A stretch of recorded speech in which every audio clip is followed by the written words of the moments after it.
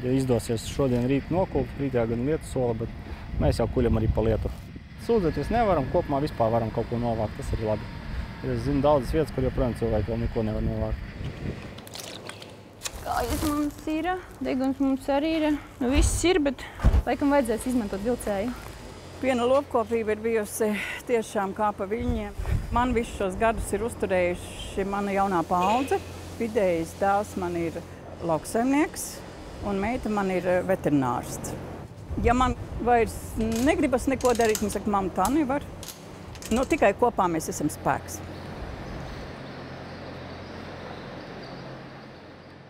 Slaukšanas zālē mums slaucas 20 slaucamas govis. Vienā pusē 10 slaucamas govis un otrā 10 slaucamas govis. 2000. gadā viss iesākās ar 5 govīm.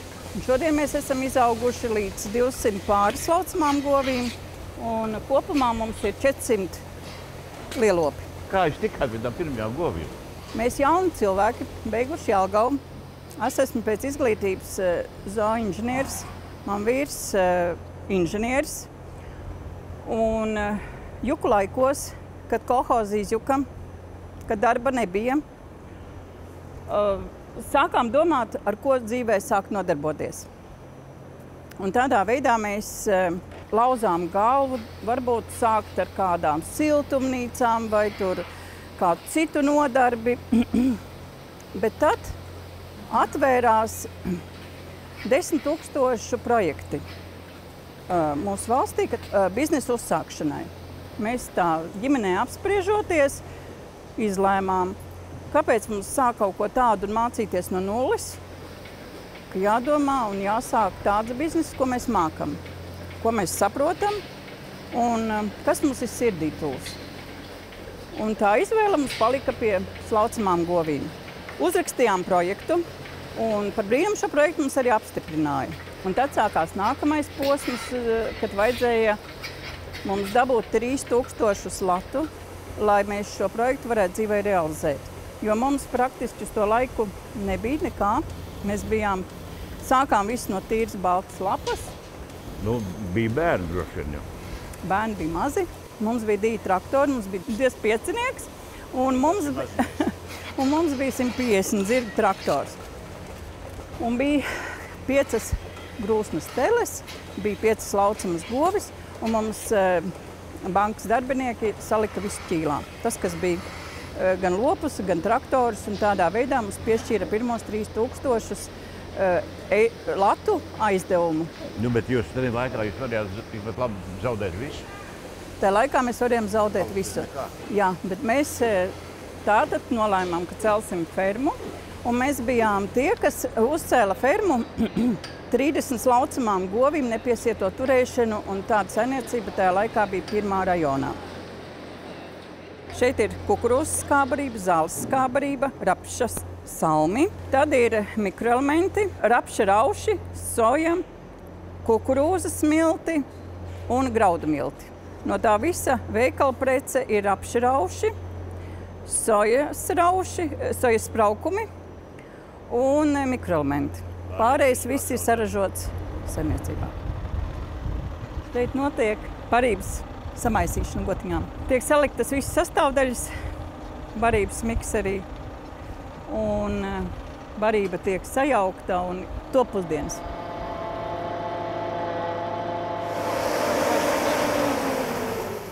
Šeit notiek graudu kaltēšana. Vakardienas kultie graudi, kuriem mitrums bija 19%, vienkārši, lai viņas varētu vest, pārdot, tad šī te mums ir mobilā graudu kalte, kurā mēs arī šos graudus izkaltējam, un tad var vest tālāk uz realizāciju, vai arī tiek bērti šeit priekš lopiem, lai būtu man barība. Mums ir 2 saimniecības, un graudus man audzē dēls, bet es viņam palīdzu ar graudu kaltēšanu. Mums ir barters. Un tādā veidā mēs saimniekojam.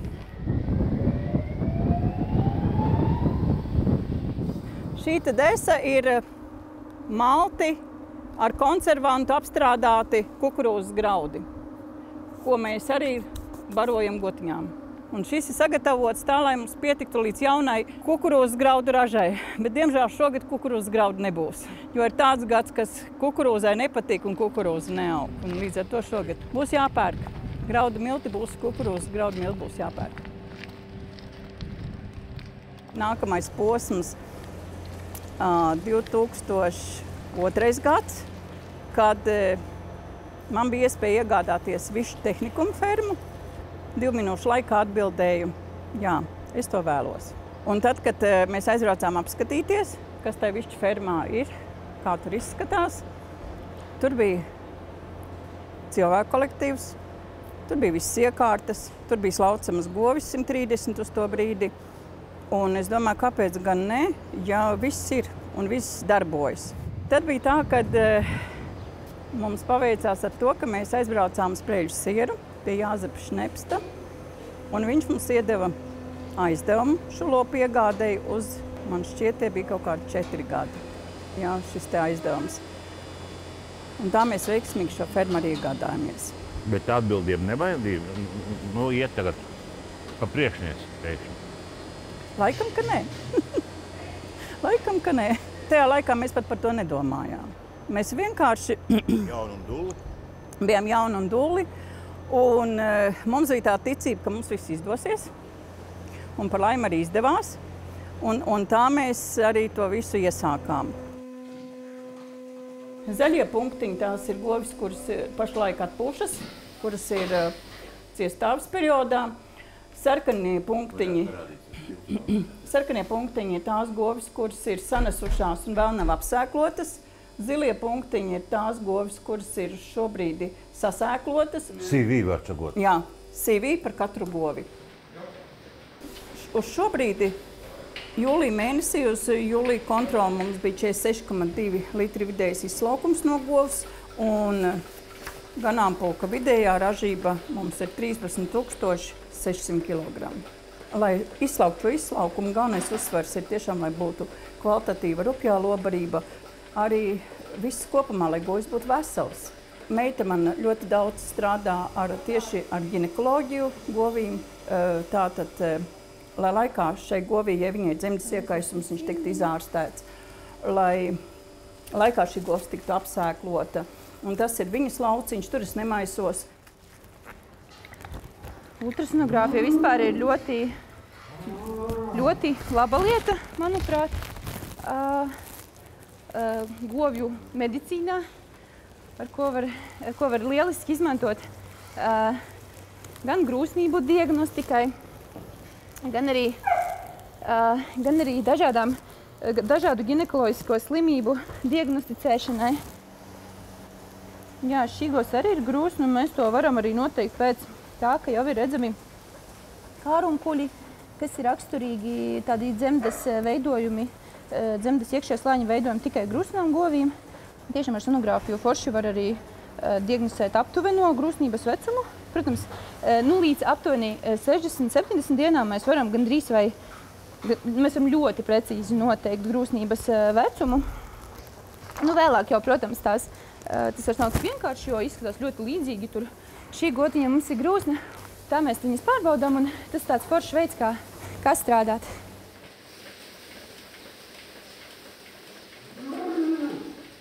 Bet par šiem gadiem jūs esat skaitījusi, cik daudz tās piena krīzes jau bijušas? Kā pa viņiem. Droši vien, ka to pat saskaitīt nevar.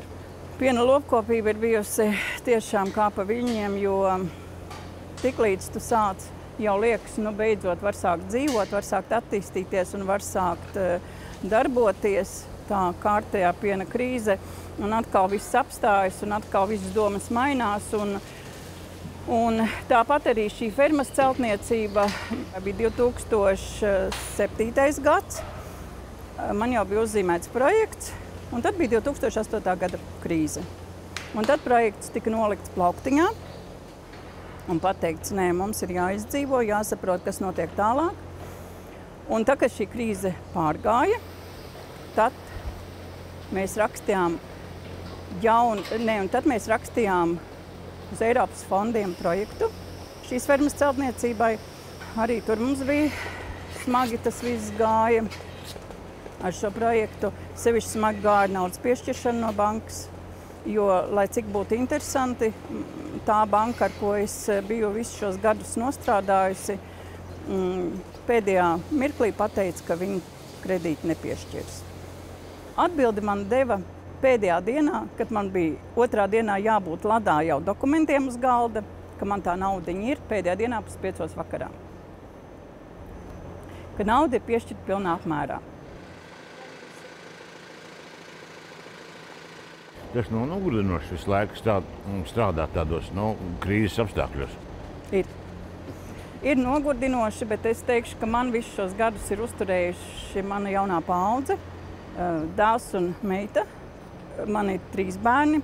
Vecākais dēls ir rīdzinieks, viņš strādā Rīgā, bet vidējais dēls man ir lauksaimnieks, viņš nodarbojas ar graudkopību, un meita man ir veterinārsts. 19. gadā viņa absolvēja Jāgavas universitāti, un tādā veidā man tagad ir saimniecībās savs dakteris, lopu dakteris.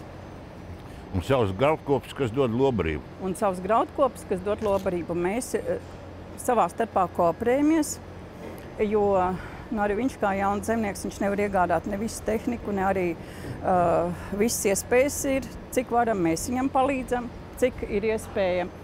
Viņš mums palīdz, viņš mums ir galvenais gan traktorists, gan konsultants, gan zālāju sējējs, gan vācējs. Varbūt uzticams sadarbības partneris. Jā, ļoti uzticams sadarbības partneris. Tieši tā. Un līdz ar to bērni bijuši visu laiku dzinējspēks.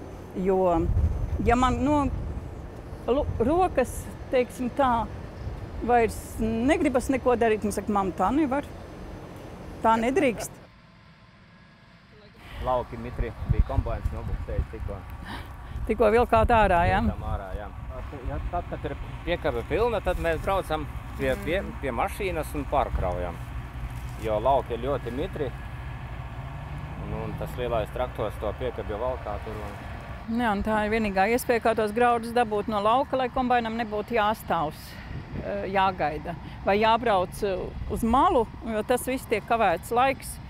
Un šodien labs laiks ir ļoti svarīgs izmantot katru minūti druvā, kamēr spīd vēl saulīte.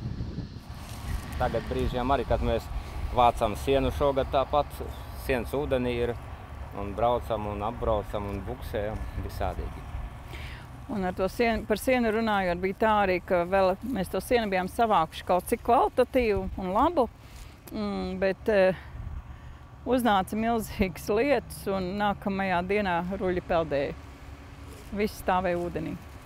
Un līdz ar to arī tagad ir tā, ka tā viena puse tam siena rullim ir sapalējusi, jo tur neko tu nevar izdarīt. Cik jums vēl ir palicis to pulku? Tuvu 100.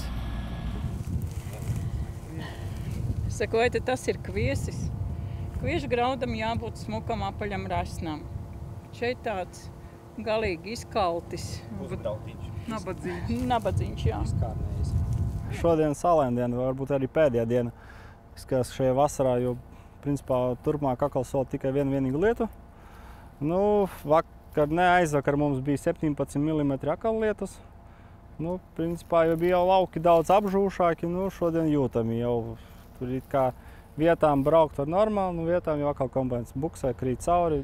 Reku, kur ir gājusi melorācijas drena starp akām, tad kombains vispār nevar cauri izbraukt, tāpēc, ka visa zeme tajā vietā ir tik mīksta, ka tur joprojām ūdens vēl nav aizgājis izsprum. Tas sanāk tāda braukāšana riņķī šurpu turpu, bet vācam ražu. Raža, kāda ir šogad, ar tādu jāpriecājas. Nav varbūt tā labākā, nav arī varbūt labākā kvalitāte, bet vismaz priecājamies par to pašu, ko jāgatavojas jau ziemai sēšana. Laukā plānot ziemas rapsis, kam jau būtībā bija jābūt apsētam. Pēc termiņam bišķi kavējam, bet cerams, varbūt ceturtdien apsēsim. Ja izdosies šodien rīt nokult, rītā gan lietu sola, bet mēs jau kuļam arī pa lietu. Tā kā, kad tikai var uzbraukt uz lauka un kad tikai kombains negrimst. Kombains ir viens tikai, nav tā saimniecība tik liela, nevaram atļauties riskēt kādu pazaudēt. Tas nav šogad vispār opcija.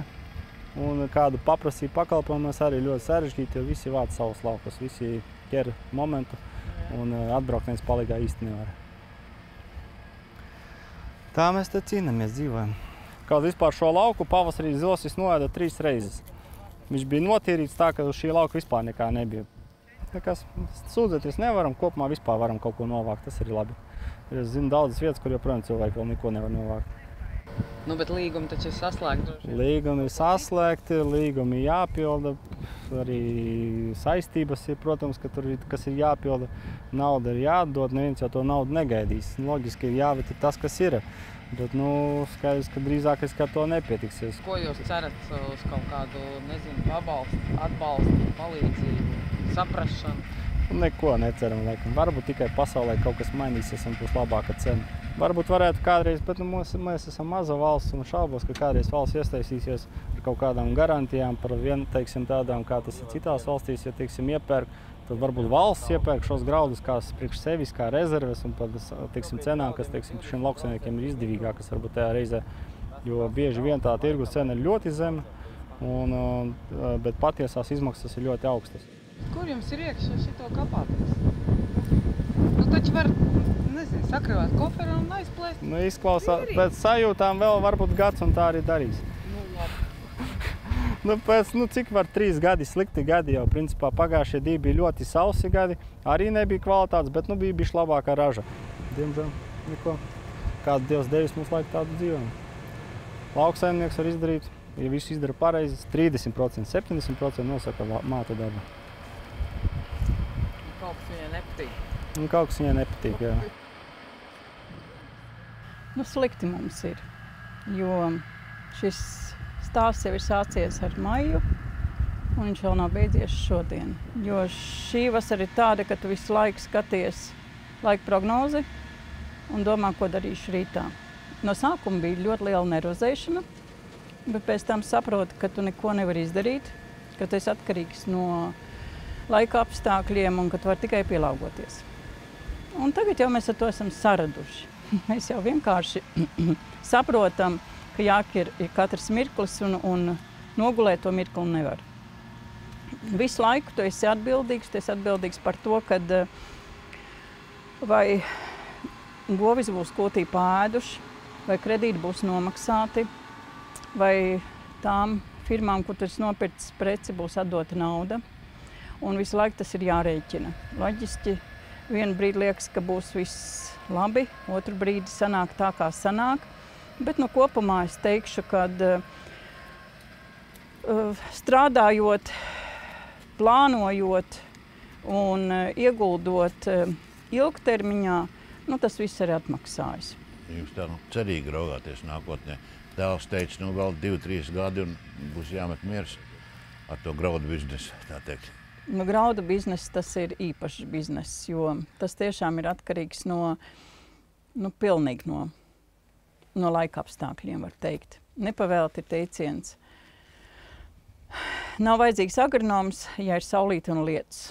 Pagājušajā gadā bija sausums, raža nesanāca, šogad atkal ir otra galējība. Viņš man te pavasarī teica, oj, mam, tik forši kvieši smuki būs šogad raža. Pagāja pāris mēneši un tagad ir tas rezultāts, ka nav tās ražas. Ir pusi no cerētā.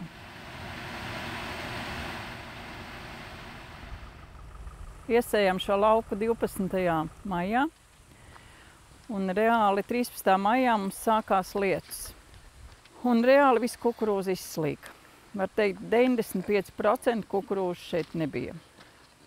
Un tad gaidījām, kad varēs uzbraukt uz šī lauka, jo turēt 12 hektāru lauku bez tukšu.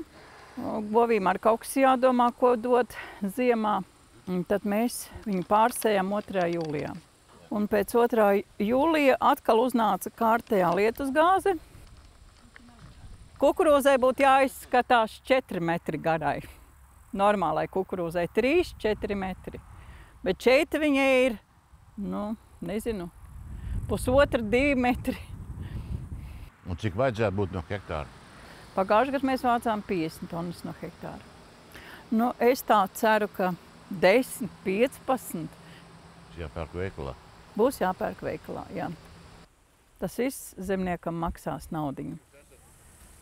Un šeit jūs esat likteņu līdumnieki, jā? Nu, tādā veidā mēs iegūstam klāt lauksaimniecības zemi. Jo šī zeme ir stāvējusi no kolhoza laikiem un nav bijusi izmantota. Un šogad mēs šo zemi esam iegādājušies.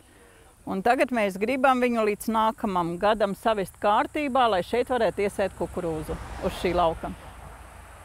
Un šādā veidā mēs esam atguvuši apmēram 50 hektārus. Nu, šī lietainā vasara vēl jau nav zināms, kā viņa beigsies. Jo reāli man uz šo brīdi trūkst 1800 tonnas lobarības, lai es pabarotu savu ganāmpulku. Un tad rēķināsim, kas mums paliks uz ziemu, vai mums būs ganāmpulks jāsamazina, vai izdzīvosim kaut ko bišķiņ piepērkot klāt. Par cerībām runājot, tagad, kad ir izsludināts sākās stāvoklis lauksaimniecībā, ko jūs gaidāt no valsts, no pašvaldības? Ko cerat sagaidīt? Personīgi es negaidu neko. Man jau ir pieredze. Tā kā bija tās sausums subsīdijas, man, piemēram, neizmaksāja nevienu centu, jo tā formula bija tāda, ka man nekas tur nesanāca, lai es saņemtu kaut ko. Un tāpēc es arī īpaši ne uz ko neceru. Es ceru tikai uz to, ka mēs tiksim paši galā. Labāk, sliktāk, bet es domāju, ka tiksim galā. Nekādas kredīta brīvdienas negaidāt? Nē, kredīta brīvdienas domāju, ka cerams, ka nebūs vajadzīgs. Ja mēs paskatāmies viss, kas notiek visā Eiropas Savienībā, taču ir daudzās valstīs gan plūdi, gan sausumi, gan meždeg, gan viss pārējais. Un tāpēc jāsaka, ka varbūt mums vēl nav tas sliktākais scenārijs, kas notiek ar mums šogad. Un es domāju, ka viss būs labi. Man vienīgā tagad ir tāda bēda, kā man palīdzēt dēlam izdzīvot atkal šo gadu, jo es zinu, ka viņam būs ļoti bēdīgi šogad ar graudiem, bēdīgi ar ienākumiem. Bet, ja cilvēkam, ja zemniekam nav mammas? Tas ir cits stāsts. Un es uzskatu, ka ļoti daudzi zemnieki, sevišķi graudaudzētāji, varbūt tie, kuriem arī tās mazākās platības, kuriem nav 1000 hektāru, ļoti daudz saimniecības būs bankrota robežas šogad. Sevišķi Latgalē, sevišķi mūsu apvidū, kur tiešām šis lietus mums gājis pāri ir visu vasaru. Tas negribam, bet klibo kā man Guncelkas, jā?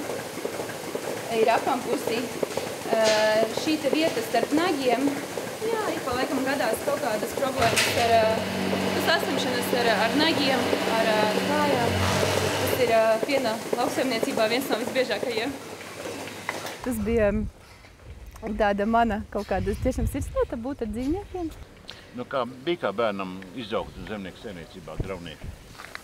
Darba bija daudz. Jā, bija jābaro teliņi, bija jāstiepja aploķi govīm, bija, protams, arī jātīra kūtis. Bet es īstenībā laikam esmu par to savā ziņā pateicīga, ka esmu uzaugusi tādā vidē, jo tas tiešām ir iemācījis strādāt, ir iemācījis arī novērtēt darbu.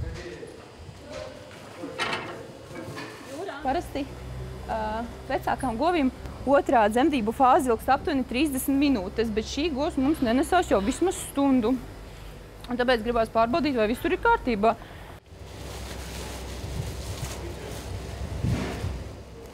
Tā. Kājas mums ir. Deguns mums arī ir. Viss ir, bet guļa un stāvāt nevis ir pareizi. Tikai iespējams, ka govs ir bišķīt stresaina, tāpēc viņa pat īsti negrib dzemdēt. Ir īpaši, ja govs ir vecāka, viņai varbūt kalcija deficīts un līdz ar to arī kontrakcijas dzemdē ir vājākas un tāpēc viņas pašas nemaz nevar piedzemdēt.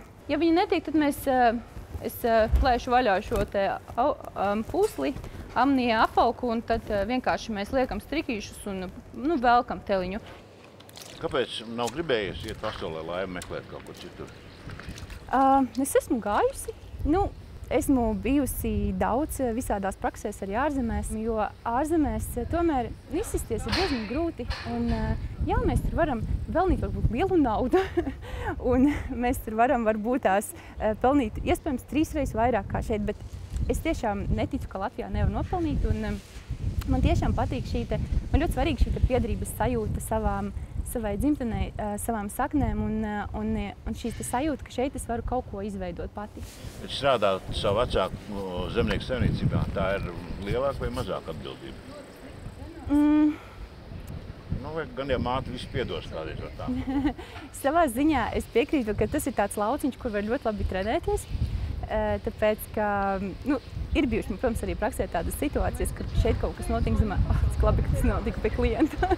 Es pat teiktu, ka grūtākais šajā darbā un šajā profesijā ir tas, ka nemitīgi nākas mācīties un nemitīgi nākas saskaties ar kaut kādām tādām jaunām situācijām, kur vienkārši es visu vakaru sēžu un šķirstu kaut kādas grāmatas un vienkārši urbjos internetā, jo man ir jāsaprot, kā ārstēt dzīvnieku vai kā palīdzēt konkrētam ganāmpulkam. Tas ir tas izaicinošākais. Pat nav pat tās fiziskās lietas, tas grūtākais. Es neteiktu, ka tā varbūt tur dzemdību palīdzība ir tā grūtākā lieta. Bet, protams, ir tādas reizes, kad atbrauc no klienta un vienkārši rokas 2 dienas sāp. Pēc tam, kad tur kaut kāds teļš jāgroza. Diezgan grūti, es teiktu, ka viņš nāk. Laikam vajadzēs izmantot vilcēju. Īstenībā tas vilcējs tā ir tāda zelta lieta, tāpēc, ka pat viens cilvēks ar tā vilcēja palīdzību var izvilkt. Bet bez viņa tur var veselus ciemus sasaukt un tāpat grūti izvilkt. Bullis? Nē, laikam telīte. Šo telīti mēs sauksim šovins. Tiešām tas mazliet traušlais sievieti ir pagrūti ar lieliem lopiem ņemties.